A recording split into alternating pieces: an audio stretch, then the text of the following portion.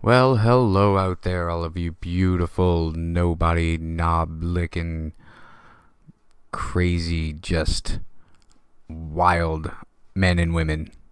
You know, our demographic. You're about my age, about my height. A little bit sexier than I am, not much. But the most important thing is, we all like just the craziness. Well, we bring you the craziness in this episode, and we bring you the craziness with, or by, whatever, someone who has written a book on the subject of giving us more information to go ahead and skew and Bible fact up to be our own information to use as ammunition with the uninitiated. Robert could not be here this week and probably will not be for a couple weeks. But we're gonna trudge on without him, because if Chris and I are anything without Rob, it's soldiers. Happy birthday, Marissa. Now here is me playing a little David Bowie. You know, British, aliens. It all works out in the end.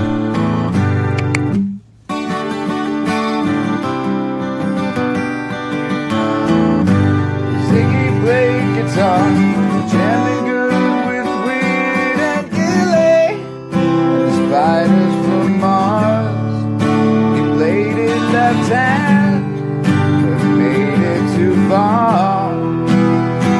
Became a special man, and we were Ziggy's band. Hello, everyone out in internet world. This is okay. I'm excited and I'm scatterbrained, and no more booms this week, Chris. Please. I could not edit them out. I could not do a thing. No, they sounded funny too. They sounded funny. They sounded like if you put a firecracker underneath a pot or something, and it was really, I don't know. It didn't really sound like booms. It almost sounded, I don't know. Like weird. I said, we easily could have told people that we had been recording live from a bowling alley last week. I just wish they would have had more bass. Is all I'm getting at, really. I just wish that we could actually record live from a bowling alley. But this week is very special, as we didn't just allude to, but flat out told you assholes last week. We have our very first actual guest. This guy went to college, guys. Like, not even kidding. Not only did he go to college, he isn't even from here. I was going to say, he studied abroad because that's where he was born. And then he went abroad other places to study. Yeah. Right. God, the things he did in his life, and I'm sitting here talking to you assholes on a microphone. Welcome to another inadequate Jason episode of See No, Hear No, Speak No. Oh, the UFOs, the conspiracies, slackers, and moitas. And me. That was it. I'm sorry. He was doing it. Okay, go again. And me, James T. Abbott. Yeah! Well, he definitely Score. has Rob's timing down. That's perfect. Oh, I love it. That's couldn't have been better. Our special guest today, Good. author of The Outsider's Guide to UFOs, James T. Abbott, which I honestly have not read a book in years because I'm a movie guy. I'm a movie guy. I will wait for the movie if I know there's a good book. But you know, your publicist sent over. I got the hard copy because it's my show. That's why Lucky I say bastard. That's why I say the first line. And Chris got the PDF, and I literally have not been able to put it down. But that's a big old book you wrote there, James, and I couldn't finish it. I'm a total slut for memorabilia too, so I think maybe that was a weird choice of words, but yeah, was a little it? bit. Was yeah, it? I think it was. No, I don't know. it was. No, we all think it was, Chris. You've made us all right. just a tad bit more uncomfortable than we were when we got here. Good. then my work here is done. But it's the thing I love most about your book, James, is that that you aren't a necessary believer or denier. You're not I like to call them ufologists, because I'm pretty sure that rubs them the wrong way just enough. And you're just a damn fine researcher, and you have filled this book with. How many hours did it take you to do the research just to put into this book? Oh, I don't know. How old's the universe? It feels like that. I could imagine, because you have so much pulled from everywhere, and there's so much information inside this thing. And I think the general modern consensus, though, for that question, for the answer to that question, that was somewhere around 14.5 billion years. But yeah, that's about it. Yeah. That's a good. Yeah, I think it's just slightly less. I think it would have. That number would be slightly higher with me, with my 4-minute breaks in between. But yep. You give us all the research, so we don't have to spend that long going out and finding all of this information for ourselves, and then you give us what we need to make our own then informed decision on it. And that's what I love so much about it, is that you're not telling us, you're not ramming down our throats, UFOs, or, swamp gas. You are saying, here's all of the information. You read it, make up your mind. And I love that. Yep, I think that's what it's all about. That's what it's going to take. Sorry, Chris? Oh, I was just saying, I think that's what the subject needs. I think that's what the genre needs. It's going to take that type of direction to, it's like in any court of law, you need evidence, and it is what it is. You can't refute it. There's certain things you just cannot hoax. You can't, eventually we're going to have to put a finger on what this actually is. But until then, what we have is all of this evidence that you put forth to us. I mean, and graciously so, because I'm too lazy. So I appreciate it very much. Well, yeah, I mean, that's exactly what you've done, is to say exactly what I was trying to do, to engage the people in the middle, to give some research references to people who know what they're talking about and have been studying it for years, to make sure that the subject is treated with a degree of seriousness now. And I know, everybody rolls around laughing when somebody talks about UFOs, but they are a serious subject. Absolutely. Indeed. Absolutely. Indeed. And that's the funny thing about having you on the show is that I believe that I'm the only one on the show who will call literally everyone in the world a liar unless he sees empirical evidence, but has his own just spectacular, unbelievable UFO experience story of his own. It was pretty cool. I'll recap super quick. I mean, I wasn't taken up anywhere and doodled or anything, but I was driving. We have the Pontchartrain Bridge, which is the causeway, was the longest bridge over water in the world until China cheated.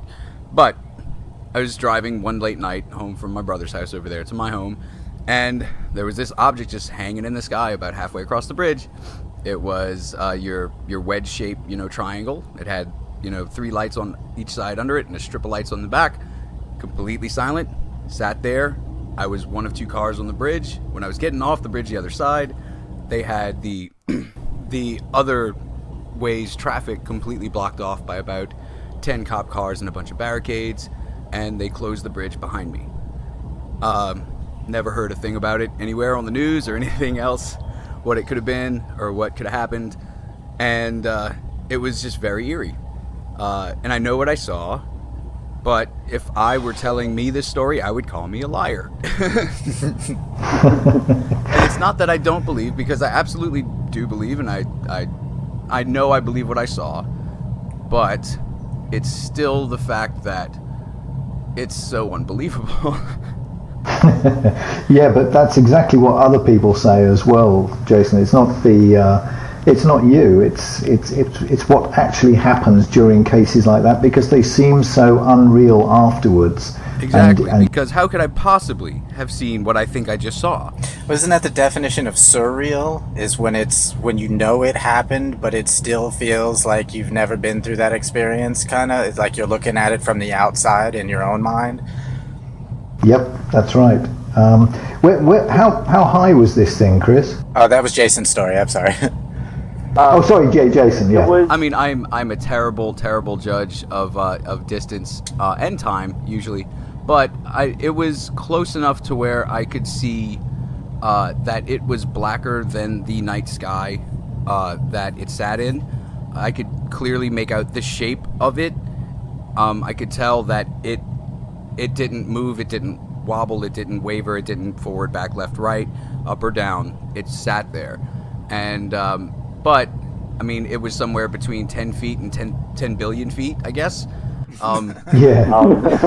I would have to say at least if it's the size that I think it was, which is maybe a little larger than like a jet fighter type plane. So it wasn't like Yeah. I would have to say So maybe a 30-foot wingspan, something like that. Yeah, it would have to be at least a couple hundred feet in the air, but close enough to where I could plainly see detail. The little strip of light on the back of it it was like an amorphous light that just constantly changed throughout colors and things like that, while the lights on the bottom were just super bright white lights.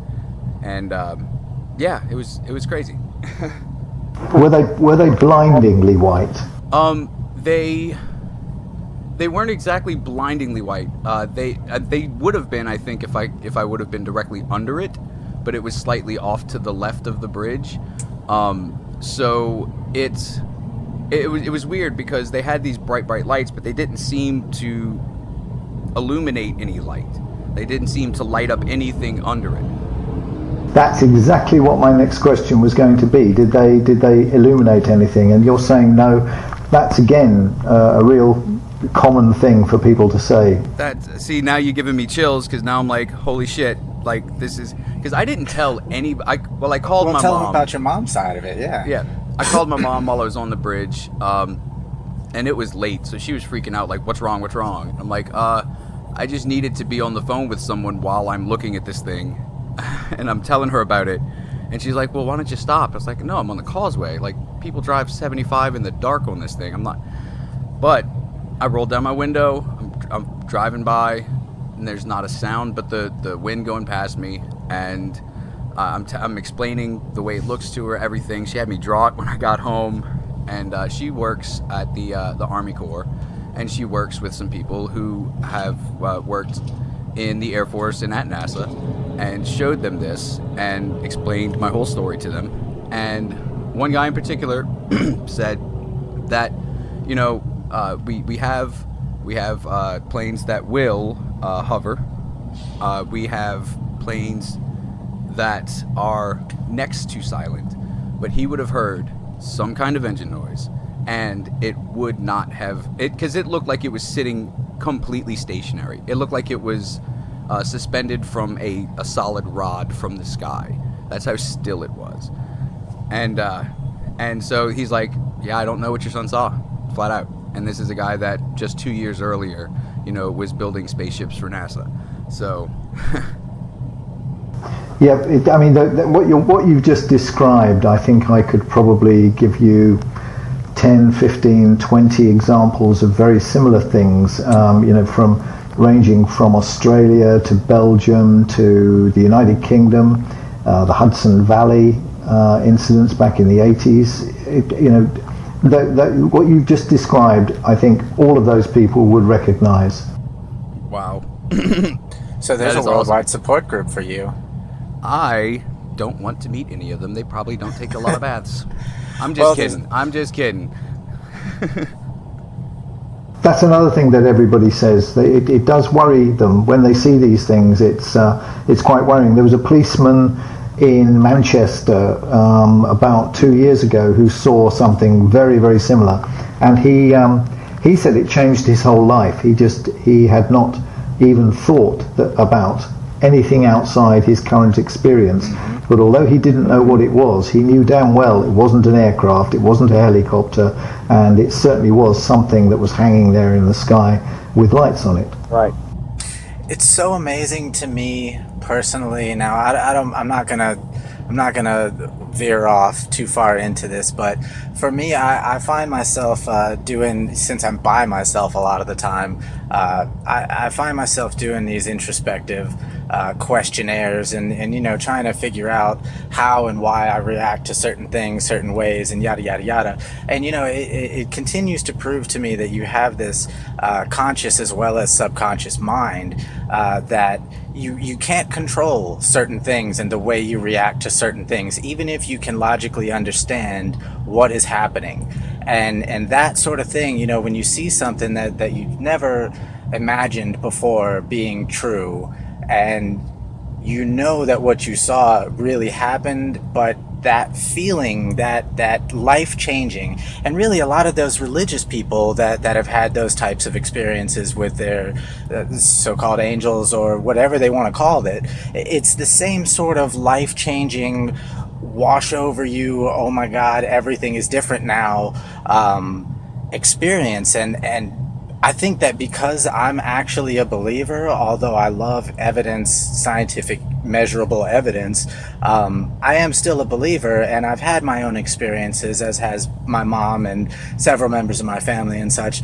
But I'm a little jealous of that feeling. You know what I mean? It's kind of that ignorance is bliss, and now your whole bubble has been shattered, and now you have to make that bubble this much bigger, but you don't know what's happening, so that much bigger is infinitely large. That can be frightening, and I don't know. I guess I'm a little jealous. I will say that it was because I've always, I mean, I believe that there are other life forms out there in the universe because I know what math is. So yeah. it's in an infinite universe, just us being us is far too big-headed. That's just how could we? I don't know. It's just how could we possibly? I'm gonna be making my own Drake equation T-shirts, by the way. Good. It doesn't make any sense, and anyone who tries to prove that we're the only ones here, it doesn't ring sincere to me, because how could someone possibly truly believe that the solar system that we call home could be the only place anywhere in existence that could house such a being? And so I always knew, but just seeing that, like, at first I got really excited. I'm like, oh shit, what is this? And then I was like, oh wait, what is this? And and when I was leaving, it was very dreamlike. And I'll tell you what, if I wouldn't have seen them closing down the bridge behind me and that they had on the other side, I don't think I would be telling you about it now, and I don't think I ever would have told anybody about it, because that was the thing that was the water in the face that woke me up and was like, okay, that shit just happened. Like, what the fuck did you just see? What the fuck just happened? That just happened. So, yeah, it was definitely an experience that I'll never forget, but one ultimately that I believe was just a stroke of insane luck, and just happening to be somewhere and just seeing something. You know, nobody that gets to see these.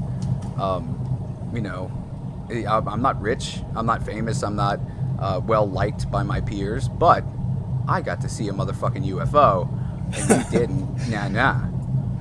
Well, nobody goes to certain areas to see specifically that, you know, and the people that do show up in mass groups to sit around with their tinfoil hats and such and party around the fire, you know, calling out to them. Don't forget hacky sacks. Oh, yeah, sorry. They never see anything. So, I sorry for dragging that on longer than it maybe should have gone on, because we do have a couple questions about your the stories in your book in particular. Well, we need to hear more of your accent too. So, I imagine you have stuff you want to say. No, I like your accent. Honestly, that's the only reason we had you on the show. I was like, I need someone British. Let's do it. Yeah. No. We're terrible in doing impressions of said accent. But I can say, honestly, from the bottom of my heart, if I could have chosen at birth an accent, it would have either been British or Jamaican, because nothing gets the ladies in this country like those two accents. I promise you right now. Do you think, I'll tell you what, here's another sort of side issue for you, but do you think that the Americans generally are getting more relaxed about the British? That, you know, there was a time when the only time a British person was shown in an American film was as the evil guy, the guy who was going to blow the world up or kill everybody in sight or whatever. Now, unfortunately, the Muslim community has taken that stage rather well. Absolutely undeservedly. I mean, there are terrorists everywhere. People believe it. But no, see, now I think we see the British in general as more of a cute, bumbling sort that are there as kind of exotic, but still real safe. You know what I mean? So yeah, it's just, you're not from around here, but you and we're still the same color, which is terrible because even if they're not, it still makes sense to Americans. And that's that animal brain shit I'm always talking about. But honestly, because I am a lover of cultures, and I have spent some time in other countries. Not much. It's my life dream to travel the world. But I understand regional differences and things like that. So I can say that cinema-wise, the Americans are enjoying British people, from the more sophisticated James Bond style to, and I'm just talking about pop culture really, because that's all most Americans know anything about. You're talking politics, we don't know shit about your politics, I promise you. So you win on that one. But no, you have movies and you have actors like Jason Statham, and they'll do, or Vinny, what's his name, who was the old soccer player, who's just a badass. I love the guy, but you have those two different sides of the culture, the street side of the culture, and then you got the suit side of the culture. And I think overall we're fans of both. It still holds mystery to us. Yeah, I'm a fan. Oh, good. Yeah, we are. You guys didn't win the war with us, so I think we can put all that water under the bridge. As long as you don't hold any ill will, we'll be just fine. All right, then that's fair enough. Indeed. So, I do have a question though, which is. Oddly enough, at the beginning of the timeline of all this in your book, and also at the beginning of your book. But one of the medieval sightings that just really grabbed me, and I loved it because you have it's the Windsor Castle one from 1783. Oh yeah. And I love that you go on, you give quotes from it that people, every UFO website that features this story at all will throw this quote in your face. And then I keep reading on and I see, oh wait, they leave out chunks of quotes. And I'm guessing that happens a whole lot. Yeah, I think it does. One of the problems with some people who study the subject, you can call them ufologists or whatever, I don't know, and a lot of people who study the subject are absolutely brilliant and they do it very, very well. But occasionally you do get people on the fringes who will look at a story and just accept that everything that somebody else has told them is absolutely true, and they won't go back to square one. Now the lucky thing about the Windsor Castle incident is that all the details are actually still in the archives of the Royal Society. So you can access them online. That's ridiculously cool, because these are first-hand accounts of people that were standing on the terrace looking out and seeing this phenomenon, whatever it may be. Yeah, that's right. I mean, if you looked into the paperwork that's actually online at the moment through the Royal Society, there were three separate witnesses. One or two of them were, well, three separate groups of witnesses really. One of them was actually on the terrace of the castle that night and saw what he saw, and that was the Italian Cavallo. And he gave a paper to the Royal Society. And then there was an Archdeacon of York Minster, 200 miles to the north, who saw the same object and saw it going in exactly the same direction. And then thirdly, there was another astronomer who was coming home from the south of England at the time and saw exactly the same thing.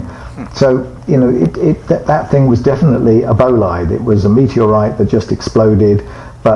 And what's happened is people have used the way that people wrote in those days to misinterpret what was going on. That makes sense. And just like the way people use the way people write today to misinterpret what's going on. Yeah, that's right. In a wishful thinking sort of way versus like today would be more of a specific wording sort of way. Yeah, that's right. I mean, these days we speak and write in a certain way which would be almost impossible for people even 50, 60 years ago to understand. And we use jargon that is very, very different. But in those days they would, and in those days, for example, they say in one of the accounts that the object stopped and then moved again. And in the real account it says actually that wasn't the case. What it did was appear to stop in the heavens and then move on. And what they were doing, it was the way it looked from the ground was it was coming towards them, i.e. it looked as though it stopped and then it shifted. Huh. So you think a lot of the interpretation then is based on a lack of vocabulary or just a completely different vocabulary altogether? Well, it could be the different more flowery way, yeah. Yeah, it could be the different vocabulary, but a lot of it, I think, is that the minute you can interpret one set of words, a lot of people with UFO websites see that as a way of getting readers, and so they will follow it regardless. They won't actually look into the original accounts, the original records. See, doesn't that kind of defeat the purpose? Yeah. It's a copy paste. I want hits on my page. It's less I want to further the knowledge of this thing that I love, and more, ooh, look how many people hit my page today. That's unacceptable behavior, and may they be stricken from my planet. Though, this also made me think of something just now that I can't believe I never thought of before, because I am an artist. But do you think, because there have been so many people in medieval times that have seen such things, like that one, was it Germany or something, where they did the wood cutting, right? Yeah. So yeah. Do you think that, and that was a journalistic sort of thing, but do you think that that this phenomenon hasn't shown up more in artwork for fear of like religious persecution and things like that, or I mean, I like I said, I can't believe I never thought of that before, but it hasn't though. It's really interesting that I think a lot of the early artworks are quite persuasive and compelling, and there are a whole load of people who will argue that they show unidentified objects in the air and that's what it's all about.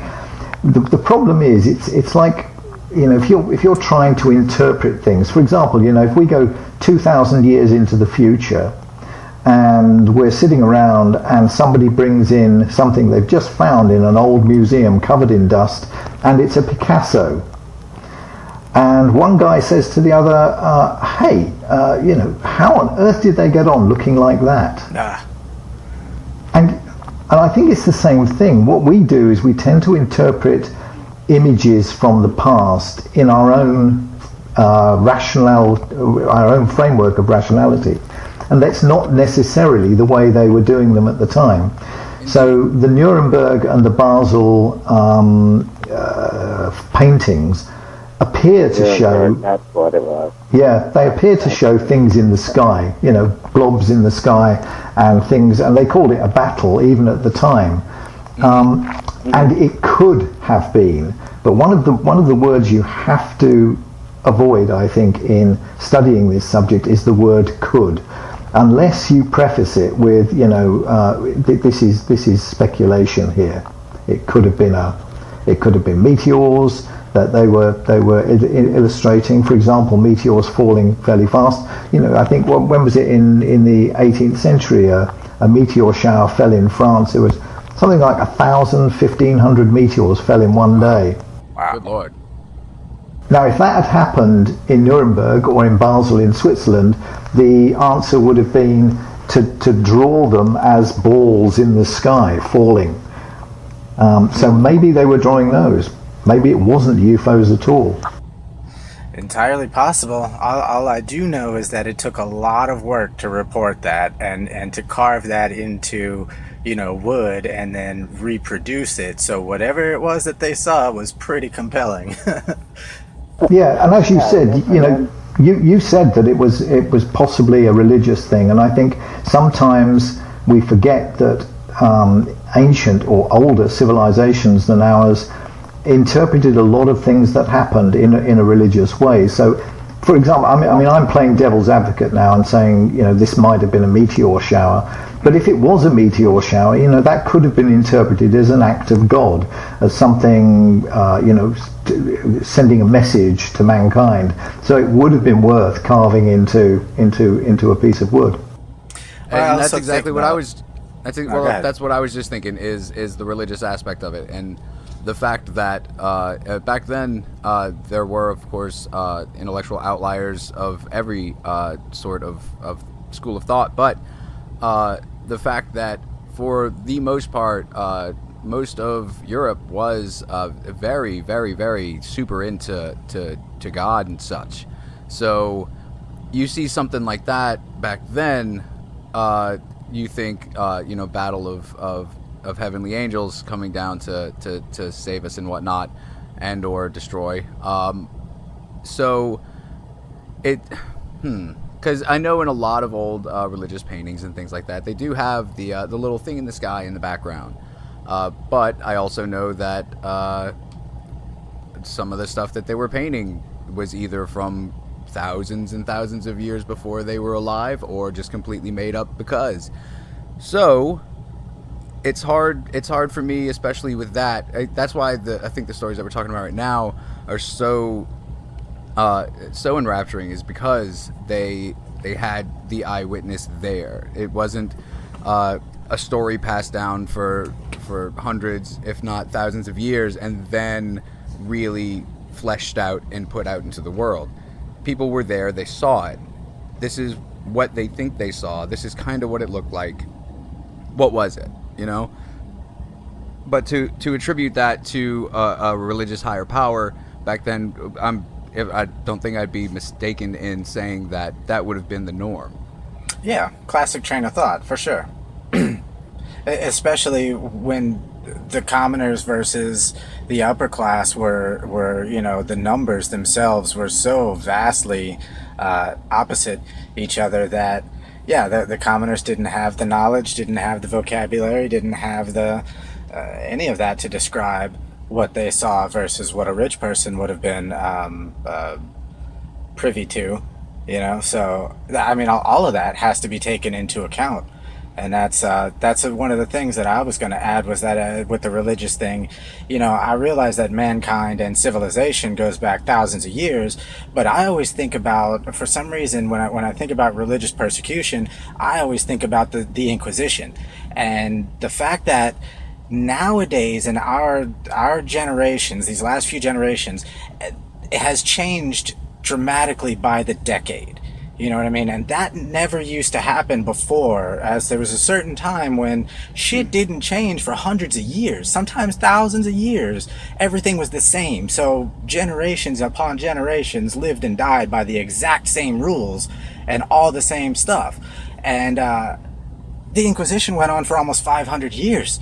That is insane for us nowadays to even think about one thing, especially that horrific, lasting for even 100 years. Yeah. And now we can't even get a good TV show to last 3 years.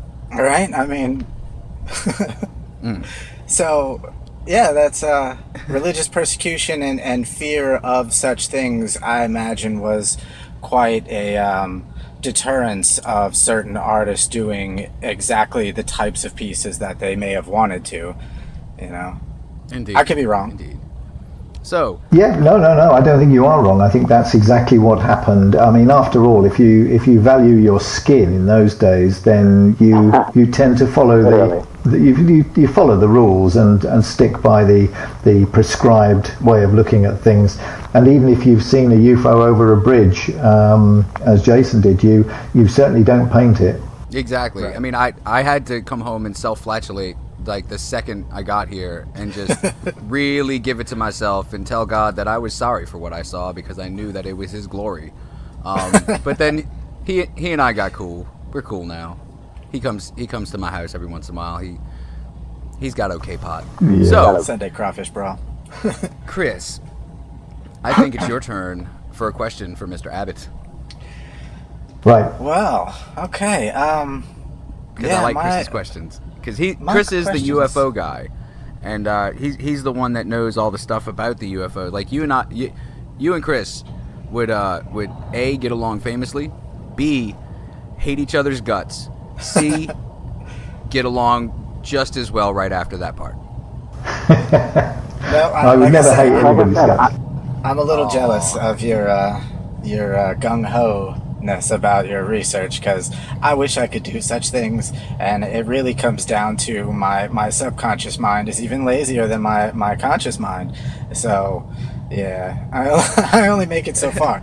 But I am a sponge for information that somehow both minds agree on is cool shit. So, yeah, that's where my expertise comes into play. So yeah, I mean, I have one question based on a story that you did tell in your book, which I guess is what I will lead to, since I imagine this whole thing originally was, PR for your book. So we definitely don't want to skip over that. My other two questions are kind of more personal.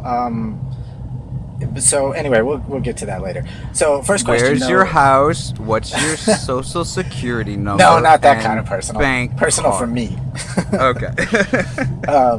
So yeah, okay. So my first question deals with the Rendlesham forest incident, and that story. When I first heard it, blew me away for many reasons. That's one of the few true stories like that I've heard that have always that got engraved in my mind right away. And well, when we started the show, I did our first UFO episode. I made mention that and actually we did that episode was on the battle over Los Angeles, and I made mention that with the show, I'm willing personally to entertain all stories and all personal accounts and whatever. I'm willing to listen. I'm willing to entertain it.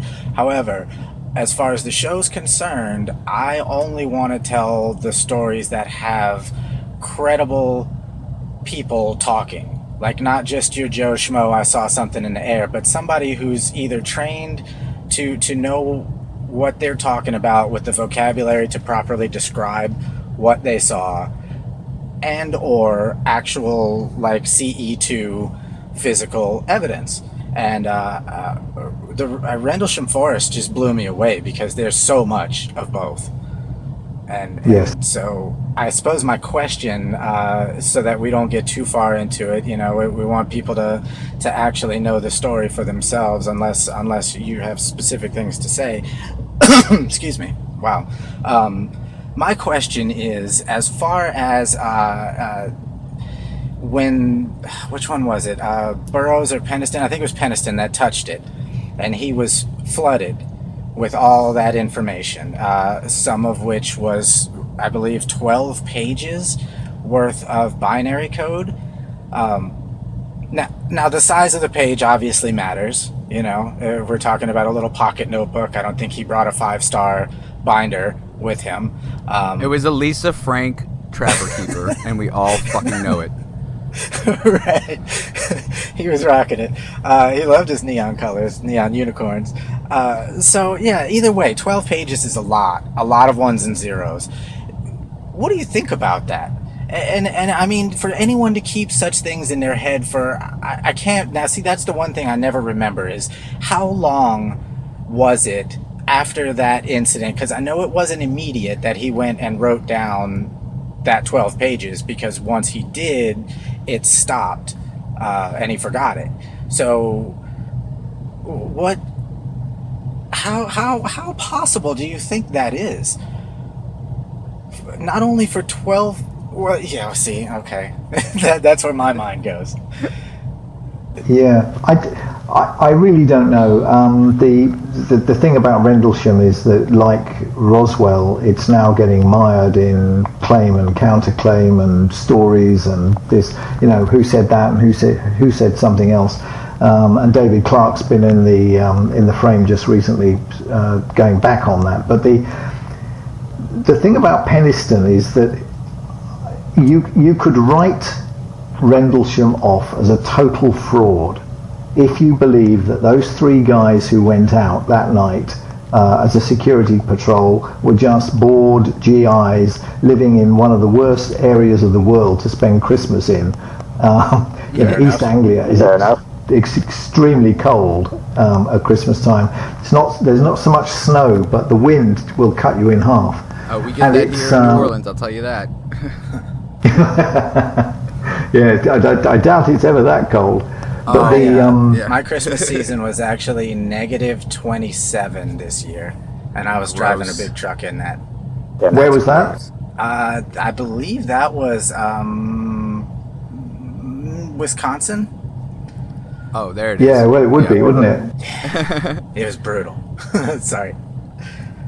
I just think you could write Rendlesham off as a total fraud if you don't believe anything that Penniston, Burroughs, and Cabansag said, and their stories are pretty wild.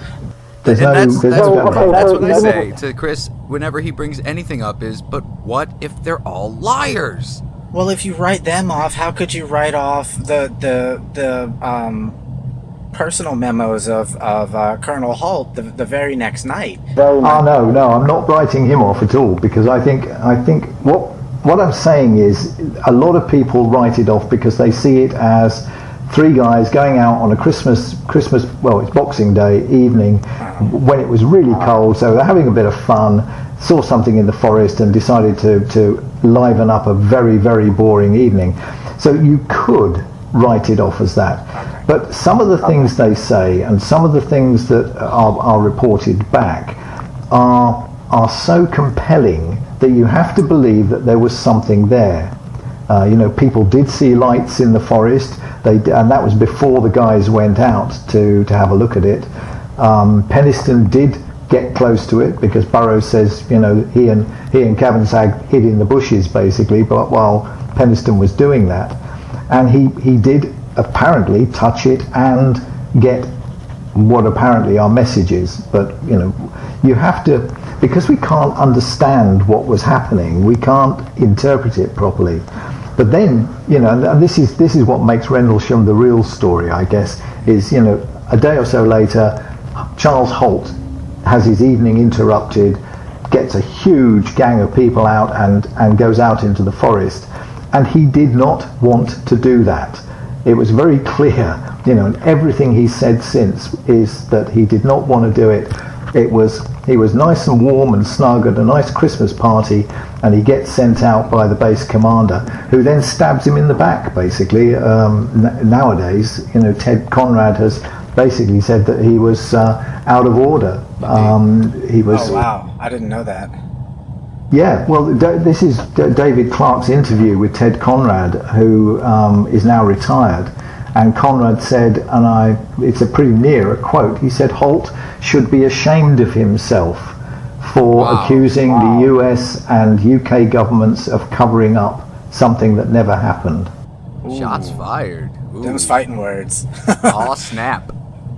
I mean, 30 years he stayed silent on that, and my attitude to that is, why stay silent for 30 years? I mean, what he's talking about is his immediate junior officer, Charles Holt, who he ordered to go out in the forest, and then Holt comes back eventually 4 hours later after seeing some very, very weird things in the sky, and says to his commanding officer, I saw some pretty weird things.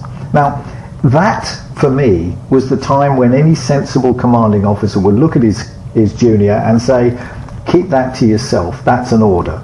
Right. But he didn't. And he actually allowed Holt to write to the British Ministry of Defence and say, you know, yesterday 3 of our guys saw something in the forest, and today I've seen all sorts of weird things in the sky. Now, if Conrad knew that Holt was going to do that, and I think he did, because nobody sends memos to the British Ministry of Defence from a US Air Force base unless they've got permission to do so. Now, if he did know that for me would have been, and he knew it was wrong, that Holt was being out of order, he should have stopped him, because that was an embarrassment to the US government. Oh, absolutely. Absolutely. To have this rambling crazy person send this rambling crazy nonsense out to the ministry, that would look bad on everybody. So why would he allow him to do that unless he believed what his juniors saw? And then covered it up. But like, what's the strategy there? Yeah, I can understand the British government doing that, because the British government always covers everything up. There's never anything getting out of there, or from their senior officers or whatever. But it's, the Americans are much more open about this sort of thing, even though you don't think necessarily that that's true, but they are. Compared to the British government. Is that more because Americans? Is it because the American government knows that they've conditioned America as a whole to laugh and ridicule these stories instead of give them any sort of credence? They're just going to say, oh, just the crazies will think anything about this. That doesn't really matter. And that the British might take it a little more seriously. I know that the French are the only government that actively have a program still going on to investigate sightings, but the fact that I don't know, I think it's just it's been conditioned in Americans to give that such derision, and to laugh at the guy who saw the thing, because fuck you, you're crazy. Chile is actually so open about it that they have an open to the public program for reporting sightings and occurrences, as well as they've opened a national park that encompasses several areas where things supposedly took place, and touchdowns and sightings have hotspots, and they've made it a national UFO park. And they opened that restaurant, Chili's. Yeah, they did good with that, I suppose, if you like. Really good place. Cisco. It's sensible. The French have never been terribly open about it. I mean, they've got their gendarmerie involved in reporting sightings and so on, and recording them, but the government keeps very, very well away from the whole subject. And even GIPA, who are supposed to be investigating it, are kept at arm's length by the French National Space Agency. Indeed. The Space Agency. And to this definitely fits in with Chris's question, because in your book I saw that you encourage people to watch Out of the Blue, which is a documentary on recorded UFO occurrences, as far as photographs and video, and it has these credible people on here, these military people, these government people, cops, all this stuff that saw these things that come forward in this documentary and talk about it. And this is something that I saw years and years ago, an old roommate of mine was a crazy person and had me watch all kinds of crazy shit. And this was one of the things that we watched. And this morning when I woke up, I'm like, I want to watch that before we do this today again. And so I ran through a bit of it, and the story that we just talked about was in there, where they had all of the eyewitness people on camera saying, this is what we saw, this is what the report said, this is what happened when I touched it, which, by the way, people, don't be touching stuff like that. What do you want, cancer? Don't do that. We go over that in Chris's CE2 episode. Like, if there's space jelly on the ground, don't be grabbing at it. Just take a picture, maybe put it in a jar with like a spoon or something, but don't be touching that. You don't know where it's been or where it's going. There could be all kinds of nano dealies in there getting into your such and things. But one of the biggest stories like that I wanted to talk about is I guess. I'm really trying to be on my good English, American English today. Is the Phoenix Lights, because when that happened, thousands of people saw them over Phoenix, and many different views and angles of recordings of it. It comes out, and it is once again laughed at by even the local government, where the mayor or the governor comes out and the governor comes out and he says, oh, we found who was responsible, and then they have some asshole come out in a alien costume. Yeah. And ha ha ha, everything's funny. Fife Symington, boy, they put him on a they roasted his ass for that too. Yeah, because that was just very insensitive, because all these people saw this shit. No matter what it was, that's still kind of insensitive. That makes me wonder if he knew what his government would have wanted, if he thought he knew what his government would have wanted from him and took the initiative, and then they fucking came out and said, aha, you're an asshole, we're just going to put you out there and use you as part of our disinformation. But then the funny thing being is not long after, I guess his term was up, he comes out and says, guys, I'm so fucking sorry about that. I saw that too. And now he's I don't know if still, that movie's 13 years old, something like that, but he's a believer and somewhat of an advocate now, and not just somebody that would dress somebody up in a costume to laugh at you anymore. But there's been so many different explanations for this. They were flares. How were they in formation? They were it's crazy that still, after so many people could see something so out of any kind of norm sitting, and this is just like the battle of the medieval spheres in the sky. It's an entire city that looks up and sees these lights, and there's no explanation for it. There's nothing but finger pointing and laughing and calling of gay from the government. And then we have to sit there and be like, okay, well, now the doubt comes in. Because you could know what you saw, but if someone who you're supposed to trust tells you, no, you're an idiot, then even if there's no viable explanation for what you saw, well, now I'm an idiot, so I guess I didn't see it. So things like that, I feel, just set everything back so far. It's just some transparency. If they know it's flares, show me when and where they were shot from. You guys record everything on paper. Show me. Just show me. Yeah, that's absolutely right. That mass sighting in Phoenix, which came from way upstate and went right the way down the state. It was a stunning one, but it was pretty much a repeat of the sort of thing that happened in the Hudson Valley back in 1980, with thousands of people on the freeways actually stopping and watching these objects, and some people seeing them rising out of water, some people seeing them interacting with water, other people seeing them hovering. One guy jogged underneath one.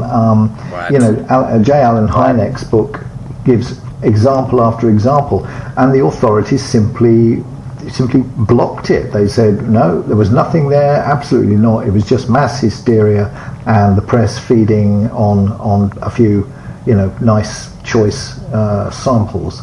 So Phoenix was exactly the same. And I think one of the problems that you have to address here, or try to address, is why the government would do that. Why is it that all governments, whether it's the American or the French or the British or the Brazilian, you name it, or the Australian for that matter, you name the government, they all try, and with the exception I think of the Chileans, they all try to hide behind some sort of ridicule, some sort of absolute denial that anything ever happened. And I think one of the explanations for that, there is an explanation which says, as some of the ufologists would argue, that the governments, all these governments, are somehow in cahoots. They've all got bodies and spaceships in hangars somewhere, and they've all developed. And they're all reptilians. Yeah, exactly. And well, the White House is full of them, evidently. Right, really. But the main thing here, I think, is that there could be another explanation, which is that governments simply don't know, and they are too embarrassed to announce to their people that whatever is happening there has them totally baffled. And that's what I think it is too, is that I think that they really aren't sure. They're not having sit downs with the alien leaders, because why would aliens give a fuck, first of all? But second of all, if they don't know and they can't tell us exactly what it was, and that they know and that we're safe, it proves to us that they can't keep us safe. It's the same thing with and I mean, I'm sorry to keep going back on the religious touch, but it's the same thing with that. It's how could there be life out there, because we are God's chosen beautiful people that are modeled after him, and God made everything, so how could there be something else out there? Well, the government is like, well, we can't tell them that, because then we won't be the all-powerful government anymore, because there'll be something that even we can't explain or control. And then I think their biggest argument against telling us anything is their belief in mass hysteria, is in panic. But I would like to believe that my belief in humanity as a whole would disprove that, but my belief that individual people are just terrible and stupid tells me that maybe that would happen. So I don't know what's safer. Is it safer for them to say, yes, there was something, but we have no clue what it was, but we're going to try our best to find out? Or is it better to say, what a bunch of dicks you are. No, it was flares, stupid. Go home and eat some cake. I think you've put it in a nutshell there, and what the answer to that question, I think, for all governments is just throw ridicule at it, because that's the safest way from their point of view. If they come out openly and say we honestly don't know what this is all about, then they would have to set up some pretty quick investigations, and those investigations would have to be global. This is one of the problems, I think, with this phenomenon. Because it's a global phenomenon, governments would have to act together, because if the Americans took on that particular burden by themselves, the rest of the world would wonder what was going on, and what was going on behind closed doors, and were they really in cahoots with the aliens? And so it has to be a global effort. So I guess from any normal government official's point of view, the best thing is just throw ridicule at it, and then try and keep it under wraps, try and keep it behind closed doors, and then at least they stand a chance then of being able to look at it, which of course was what the ATIP program, I think, was all about. The whole thing about trying to investigate advanced aviation threats. Oh, I will be doing an episode on ATIP, believe that. Oh yeah, that's coming. Yeah, that would be good. Chris is always throwing these acronyms at me, and I'm like, okay, let's do it. And I have no idea what it's going to be about until we start the show, so it's good. I like that. It's always awesome, though. See, I would believe, cool. I would be on the governments are just, they don't really know, but they're just trying to control mass hysteria for that reason train, if people didn't come forward like Colonel Philip Corso and the certain things that Ben Rich has said, and Werner von Braun's predictions, and it goes on and on. The astronauts, like we were talking about, Edgar Mitchell and Story Musgrave, and that's who. I can never remember his name. I just remember that he speaks very mumbly. Oh, see, that explains it. Oklahoma. Which on this show as well, we do not hold back on the ridicule of anyone who is not us. Exactly. Yeah, I mean, if it weren't for very credible people like that, I would totally be on that train. And my brother and I had a conversation. Now this kind of fits in, and I'll spit it out as quickly as possible. But we were talking about the strategy, behind why disinformation and why cover up and why all of this. And if you want to say, if you want to imagine that they don't know anything and they're just covering it up, mass hysteria, control for that reason, then okay, you have to imagine that they really, really do think that this will not only cause mass hysteria in the regular public, but also in foreign governments and stuff like that too. And if that's the case, then okay, that makes sense. Right? If you want to imagine then coming from the other angle that they do know what's going on and they're covering it up as a military, from a military perspective, yet at the same time they're using the disinformation. Now this is the part that upsets me, because this is what train I'm on, is that they're using the disinformation and stuff like that, basically because they know where they've kept us education-wise, the majority of us, and we're not going to go out of our way to question when credible professionals in such fields say certain things. Well, I don't know. I'm fucking stupid. What do I know about that? Well, you know what? I am fucking stupid, maybe, as far as they're concerned, but I do also use a bit of logic, and there's certain things that you just can't tell me and expect me to just follow right along with your story. So, that being said, though, we were talking about. Yeah, I agree with you. Chris. I think that is what's happening. But what you've got to understand, I think, is that governments may not have the whole story. They may be sitting on quite a lot of information about what's going on. I guarantee that. Yeah, exactly. About what's happening. I guarantee it. Why would any advanced civilization come down and tell us the whole story? No. What strategy is that? That's absolutely right. And I don't think they can anyway, because and it's a big if, but if there are things like that around, and if it is an advanced civilization from a galaxy far, far away, then they will be 1,000, 2,000, maybe 100,000 years in advance of us technologically. And probably mentally as well, in terms of the way they see the whole universe. But exactly. If that is true, then governments may know that there is something there. They may have... I mean, nobody, let's face it, Chris, you know as well as I do, that there's so much evidence there now. I mean, look at the latest Navy videos. There is so much evidence out there that we've got a very strong case for something being out there. Now, if we know that, then the governments know it. They know damn well that there is something there. And they know a bit more about it than we do, but probably not the whole story. And they certainly can't answer questions like, where are they coming from? How are they getting here? What sorts of craft are they in? What are their motivations? Why are they here? What are they going to do? Those sorts of questions aren't available to them, or the answers aren't available to them, so they keep mum. Indeed, and while watching Out of the Blue this morning with my girlfriend, she said, "Well, there was that one. God damn it, I can't remember where it was. It was a video from England. I know that much because I remember the guy's accent while he was filming it. But it was a wobbly, classic UFO disc shaped with a bubble in the middle craft. And Melissa asks me, she's like, well."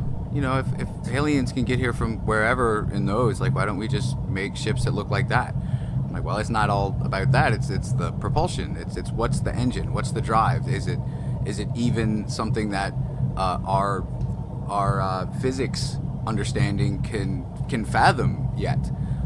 there's so much unknown, and as far as because we've talked about reverse engineering and things of that nature before, because we are a bunch of crackpots here, but I think that I believe in the power of human ingenuity. We've got ourselves pretty far pretty quick. But you don't go hand a chimpanzee a crate of submachine guns and expect somebody not to get shot. I mean, you don't. I trust my chimpanzees. So, you know, you got to teach them how to respect it. Exactly. It's not a toy. It's a gun. You know, but go have fun anyway. We'll see you later. I'm sure they'll have fun. But you know, it's if the government knew, I think someone would have more to give us than, hey, we saw something. I'm a colonel. Hey, I saw something, and here's what it was. I think someone credible would have come out before they died, something, and said, oh no, like, they've been working with us for years. Here's this one's name. You can reach him at this cell number. Just call him Pete, and he'll know that you're cool, you know? But oh, they totally have. I think that if... I don't know, because I hear the shit like Valiant Thor, who talked to Nixon and stuff like that, and all this, and that stuff is a neat story. It's a super neat story, but everyone would know that name. Everyone would, and we would know about all the different kinds of aliens that are living under Dolce, Air Force Base and things like that. I don't think it would need to be such a... Oh, I hate it. I hate this whole thing. Thanks a lot, James. So, well... It's frustrating. What my brother and I were getting at, though, is before they release such information to a possibly panicked public, and this is unfortunately just touching right back real quick on the religion aspect, is that even though in our Constitution there's supposed to be a separation of church and state, that has never been the case ever. No, and it's never more evident. We should have asked James his views on religion before we bashed it the whole episode. Well, I'm not even bashing it. What I'm really, in this case, this time, but what I'm getting at, though, is that because there is no separation, and you have the extremist on both sides, the extreme government people usually believe in God, and the people that believe in God, whatever, I don't know how they really feel about their government, but it doesn't matter. You have extremists on both sides, and then the people who are mixes in the middle, and then you got weirdos like me, and either way, I believe that neither one of said major world governing parties, being religion and actual countries' governments, can come out and say anything separate from the other. They both have to somehow be in cahoots with explaining it to their people, and then it trickling down through the grapevine into the anthill, and then once everybody is convinced and okay with the fact that God's cool with aliens and the government's going to be cool with aliens, then everybody can be cool with aliens. At least that's my theory. Doesn't it all just come down to cash at that point, though? No, what it comes down to is the statement... One hand scratches the other hand and such, and yes and no. One can't survive without the other? In my mind, yes and no, but it also comes down to that statement that I made in our transhumanism episode, in that we are only 1% more intelligent than our closest primate relative, and that's not enough, obviously, to stop us from wanting to do nothing but make money and have sex and kill each other, So yeah, but all those things are super fun. All those things are super fun to do, Chris. Maybe you might. I mean, the Japanese show us plenty of other cool stuff to do. Have you heard our show? This thing about take on the spotlight. This thing about religion and governments and so on is true. I mean, there is a sense in which the whole thing is tied together, and if one wants to move, the other one has got to agree to move too. And it's the same in Britain to a certain extent.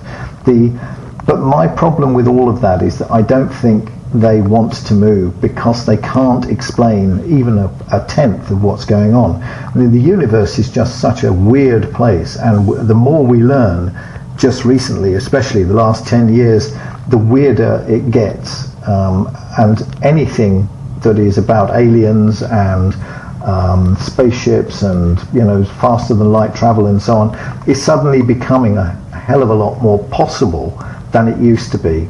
You could say 10, 20 years ago, people could honestly say they cannot get here because they can't travel faster than light. Now, even, Lou Elizondo was saying about the sort of results from the report of ATIP, this Advanced Aviation Threat Program. He was saying that, they were close to understanding how the whole thing works, but they weren't there yet. And my guess is they're still maybe 50 years away from understanding it, because it's about quantum physics, it's about space-time, it's about the most novel of propulsion systems, and it's also about who's behind it and the mindsets that are behind it. And I think Edgar Mitchell, you were talking about his son recently, earlier on. Edgar Mitchell's idea about how you get to cope with what is happening, and the fact that it's a half psychological issue, no doubt, is No doubt. pretty much on the ball. It's all about becoming more. I think it's more about becoming universally minded instead of so Terrarian. You have to open your mind to be able to make room for the cooler shit to come on in.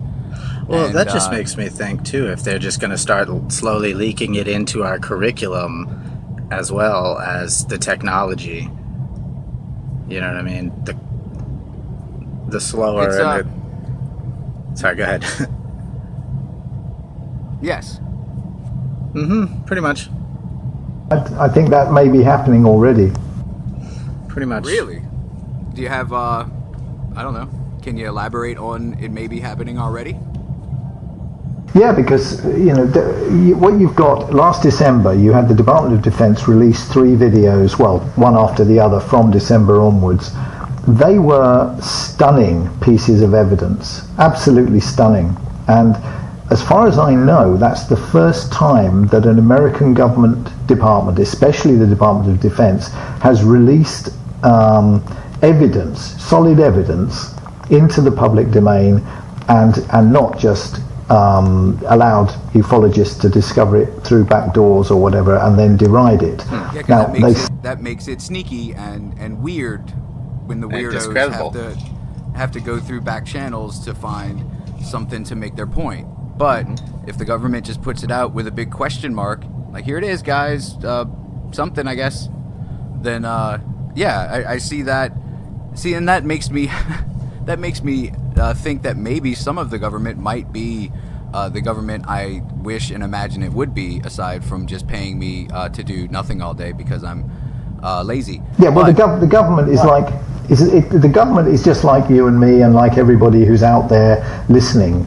It's there are some people on one side who believe one thing, and there are other people on the other side who believe something else. But within governments, they have more evidence about what's going on. And I think a battle was fought somewhere within the Department of Defense, and it was probably caused, I think, by Lou Elizondo saying, well, look, I've had enough of this, I'm going to go, because you're not taking this seriously enough and you're not putting it all together. I mean, Christopher Mellon said this, that the government is getting reports from all over the place in the military about weird, anomalous things happening, but they're not actually doing anything about it, or at least they're not tying it together.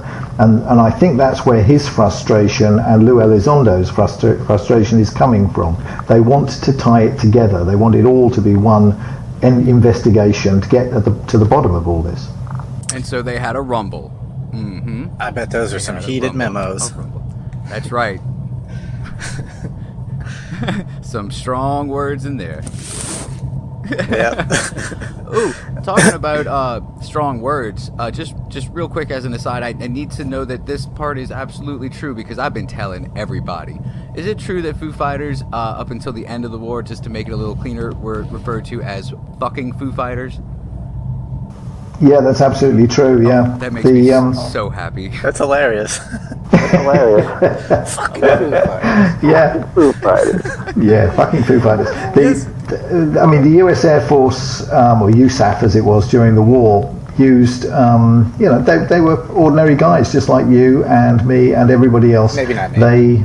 Maybe not me. They were, except you, of course, yeah. That's right. But and they used strong language. And when the intelligence officers said to them, what you've seen doesn't exist or couldn't exist, one of the guys said it was that fucking Foo Fighter again, and they were right. Yes, and for the rest of the war, by the RAF and the USAF, they were known by that term. And it was only after the war that the first bit was dropped, and they just became Foo Fighters. That is so great, and I love the whole story behind. It was American comic strip about some fireman or something like that with a speech impediment apparently, and but that whole thing is way too big. That the whole Foo Fighter phenomenon is kind of crazy to get into, and people should know what that is. I mean, they were one of the top bands of the late '90s and early 2000s, so we can gloss over that, and they can look them up on their own. But we'll allow it to be glossed this time. We are. We're getting a little toward the end of our show here, so... Wow, we haven't even asked even 2/3 of the questions. Yeah, but it's been great. So I think we should get to our wild card section here, because we've been having fun, and we've been learning, and that's the most important thing that we like to do here, is that we will find something that we think is fucking cool on the internet. We will try to get as much information as we can about it, and then we will tell people the approximate story of it. Sometimes we get some dates wrong or names, or none of us can do. I can't pronounce Russian names at all. Chris is terrible at what. Chris is just terrible, and then Rob can barely speak as it is. So, we all have to be good at something now. We all have to be good at something. So since Rob couldn't be with us this episode, he did send in some questions, but I think this is the wild card round, so I think we're gonna go with that one because his I really enjoy. So his question is: does Britain have a version of the Chuck Norris joke?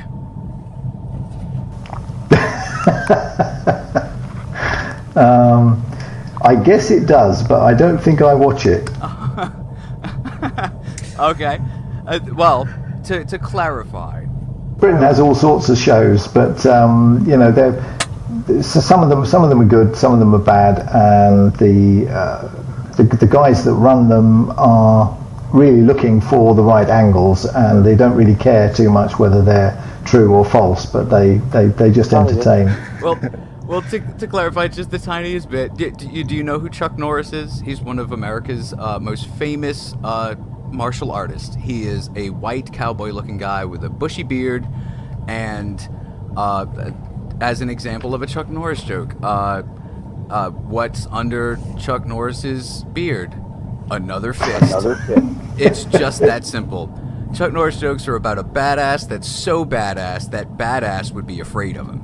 Yeah, like one time they tried to make Chuck Norris toilet paper, but it failed because even it wouldn't take shit from nobody. So that's always my favorite, I'm sorry. So look up some Chuck Norris jokes. I think you'll find I will. Delightful. He was taught by Bruce Lee, personally, so I thought that was fun. Okay, Chris, you go ahead with your wild card. I'm real interested in this. I want to hear what Chris has to say. You know what? My wild card is still UFO related. It's not really all that wild. Honestly, I just wanted to know about what you think about this whole Trump Space Force thing, because I would like to do my own episode of it, but there's not enough information yet, even though I do have a couple of decent little tidbits in my research to throw in. But what do you think? What the hell? Is this like our beginning of the next phase, or I mean? Well, it could be anything, Chris, couldn't it? It could be. The most likely thing is that it's about the midterms, and getting some headlines and convincing voters that something's being done. But America as well. You've already got Air Force Space Command, which has been running the show for the past 20, 30 years and doing it very well. They've got the X-37 in space at this very moment as we speak, and it's doing whatever it's doing. Nobody knows what it's doing, but it's up there. So the militarization of space is already happening, and everybody knows that. It's a covert thing. The Russians do it, the Chinese do it, and so do you Americans. But at the end of the day, when you set up a space force, you're taking quite a risk in some ways, because the whole thing about what Trump said was about America, and it was about American interests in the world. And he said, he said at one point that that it was going to be American dominance in space, and space is a war-fighting domain. Make space great again. Space great again. Yeah, that's right. Yeah, and space first. That's right. Now, Oh God. myself being I will no get fan, one of those hats though. But he's not doing any good for the Allies or for the relationship between America and its friends abroad by talking about things like American dominance in space. Yes, America is powerful enough and has enough equipment and money to make that happen, and they will, I think, because now President Trump has set the whole thing in motion. So very soon you'll have people wandering around with space patches on their arms. But at the end of the day, if President Trump wants to follow that sort of policy, it's going to be a very lonely road for America, because the Allies are being very patient with him at the moment, and that patience won't run forever. Now, we need America. Europe needs America, but America also needs Europe, and a lot of other countries as well. So what I would hope is that some of the sharp edges of the Space Force will be knocked off by Congress, and what will emerge is a much more collaborative effort, which will be based on American interests. Of course, it's got to be. But at the end of the day, I think you live on a chunk of rock that's hurtling around the sun, and we're all in the same boat. We've all got to try and live together. Now, again, you see, if America knew about aliens, and if they knew about people in spaceships visiting the Earth and so on, I'm not so sure that we would be making warlike moves and talking about space being a war-fighting domain, because I think we'd get our butts kicked if we started going out there against any of these things. Oh, we got to go out there with the peace flowers and shit first, and put them in their rifles and melt their hearts. And then, while their backs are turned, that's when we stab them. Ah, yeah, flower power, that's the thing. That's right. I also just really, really hope that cooler, less absolutely idiotic heads prevail in this, if it does go through. Like you said, that will, dull in those, sharper-tongued sections of it. Because you're right, we would be utterly alone, which is not a place that America can survive or thrive. And it would be a scary place for us to be, because I think an all-American cast of Downton Abbey would suck real bad. So we need you guys, but for more than that. But yeah. We've done pretty well for the last 50, 60, 70 years, and NATO has done very well, I think. And President Trump appears not to like NATO, primarily because he quite rightly says that a lot of NATO countries aren't spending the amount of money they should be on defence. But what he's done, I think, is to sharpen up the game in Europe. So now the Germans and the French and the Italians and the British, for that matter, are spending a lot more on defence. And what they want now is for the Americans to say, okay, that's what we wanted all along, and you're pulling your weight, and let's get this job done. Right. Which I think the machismo of the American government as a whole right now just won't allow that concession to happen. I don't think that even if everything were up to par, I don't think he would. I don't see our deliciously Dorito-dusted president being like, all right, guys, good job, and going home. I don't see that happening. I see him saying, yeah, but you still look weird, you know? I don't know. Yeah, that's it. It's sad. It's sad because I really thought he wouldn't get elected after that whole tape about grabbing women's pussies came out, and that just still confounds me. Still can't call him President Trump. So many things about this guy blows my mind. It's a migraine when I think about it, but you know, that's the position we find ourselves in, and if we can hope for the best of the best, or the best of the worst in this case, then, you know, hope is all we can do. But you know what they say about hoping and shitting and hands and things, so and wishing. So honestly, I feel like he kind of goes right along with our whole pop culture scenario that's going on today. Everything pretty much is dick and fart jokes, and you know, grabbing women by the pussies because I don't know, because they fight for that right. I don't know.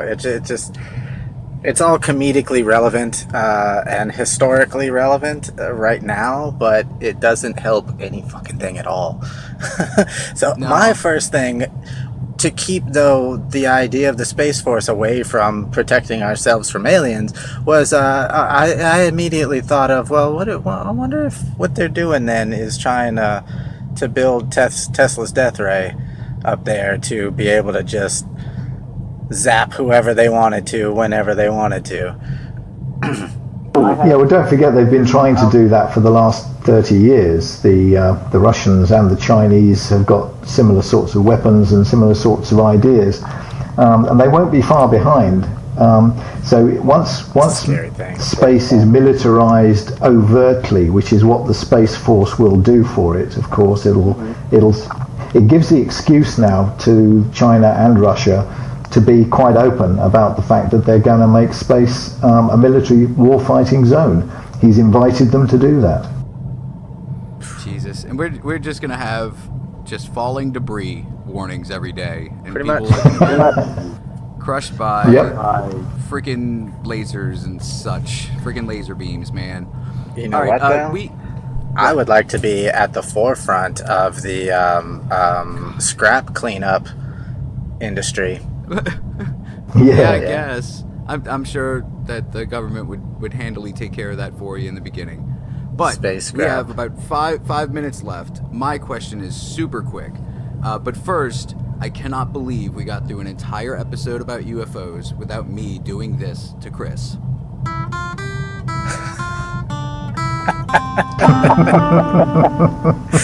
Oh, man. Classic. I've been holding my guitar for 20 minutes.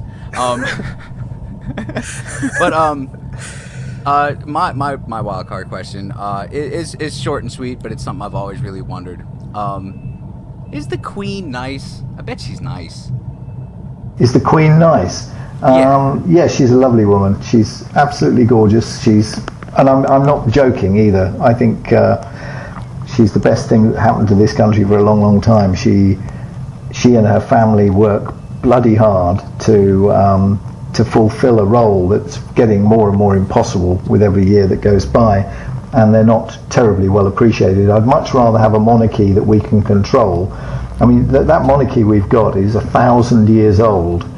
1,000 years of people, and it's taken us that long to get them under control. So we had to chop a couple of heads off and abolish the monarchy for a while, but we've got them under control now.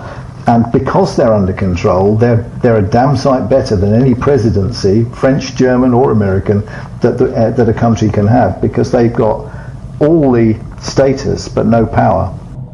That's right. That makes sense. They just live in a pretty house and look pretty doing it, and that's, I think, something we can all agree. So they're the Kardashians, but actually royal. That's right. Oh, come on. The Kardashians are royalty here. I just been sitting in a pretty house looking pretty all day.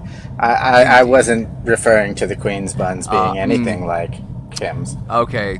Yep. Nope. That's where you stop. See? I said buns. I know you did. I have respect. But Mr. Abbott, once again, I can't wait to finish reading the book. It's with doctor's appointments with the baby and running here and there and doing that and all this craziness that life has brought me right now. I find precious few minutes a day to be able to thumb through a couple more pages, but I am thoroughly enjoying it. Your writing is it's an easy read, but it's got a lot of information in it. So if you're looking for a book that has, I mean, I'm pretty sure you've just written about every single time a person ever saw a UFO ever in this book, right? Because there are, it's awesome. It's absolutely awesome what you go through, and the history of governmental research into it and things like that is it's eye-opening, especially how we find out. A lot of these governments just dropped it just because they didn't want to deal with it anymore. So yeah. Pick up his book. It's a really, really good read. I've been having a lot of fun with it and telling a lot of people a lot of stuff about aliens and getting some weird looks, but then at the end they ask questions, and that's what I look for, is people to want to know more about stuff like this. So, look for An Outsider's Guide to UFOs. It's a very interesting and informative read that will... I can't say it will make you a believer. I can't say it will change your mind on anything, but it will give you the knowledge to have the power to have conversations with people that either believe or don't believe, and then to maybe inform your own theories on things. And that's what's so great about it, and I really appreciate that, sir. Yeah, thanks, Jason. Well, thanks both of you. That's really kind of you. And I must admit, it's been an incredibly enjoyable time spent with you. Thank you. Awesome, and you are more than welcome back anytime. Indeed, feelings mutual.